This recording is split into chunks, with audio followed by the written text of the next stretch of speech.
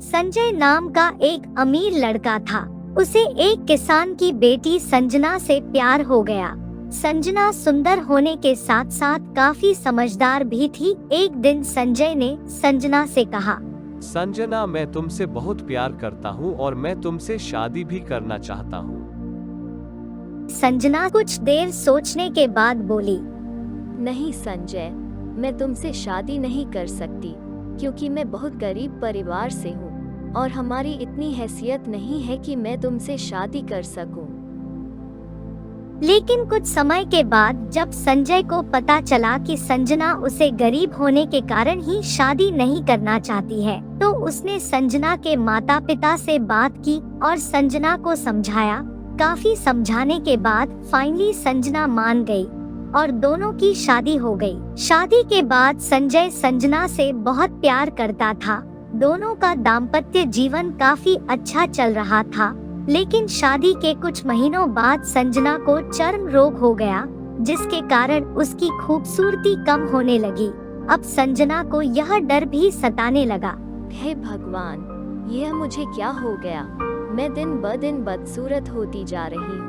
कहीं मेरी खूबसूरती कम होने के कारण मेरे पति मुझे छोड़ तो नहीं देंगे। संजना उस चर्म रोग को दूर करने के लिए हर संभव प्रयास कर रही थी। समय बीत रहा था और संजना की खूबसूरती धीरे धीरे कम हो रही थी। एक दिन संजय एक काम से दूसरे शहर गया था। संजय जब वहां से वापस आ रहा था तो उसका वहां पर कार से एक्सीडेंट हो जाता है। उस एक्सीडेंट के कारण संजय की आंखों की रोशनी चली गई। एक्सीडेंट के बाद फिर से दोनों का जीवन पहले जैसा अच्छा चलने लगा। संजना चर्म रोग की वजह से दिन प्रतिदिन कमजोर और बदसूरत होने लगी, लेकिन पति अंधा होने के कारण उनका दाम्पत्य जीवन अच्छा चलने लगा और दिखाई ना देने के कारण संजय उसे पहले की तरह ही प्यार करने लगा।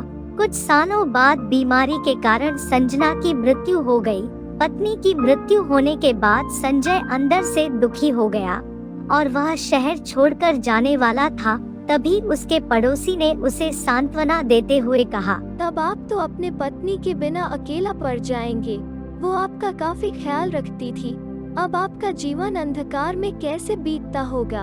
तब संजय ने अपने पड़ोसी की ओर देखा और गहरी सांस लेते हुए कहा, मैं कभी अंधा था ही नहीं, लेकिन मैं यह सोचकर अंधा होने का नाटक करता रहा कि कहीं मेरी पत्नी को उसकी बीमारी और उसकी बदसूरती के कारण ये ना लगे कि मैं उसे प्यार नहीं करता।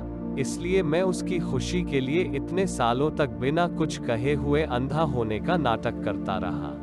यह बात सुन के पड़ोसी के आंखों से आंसू छलकने लगे और मयंक वहां से चला गया।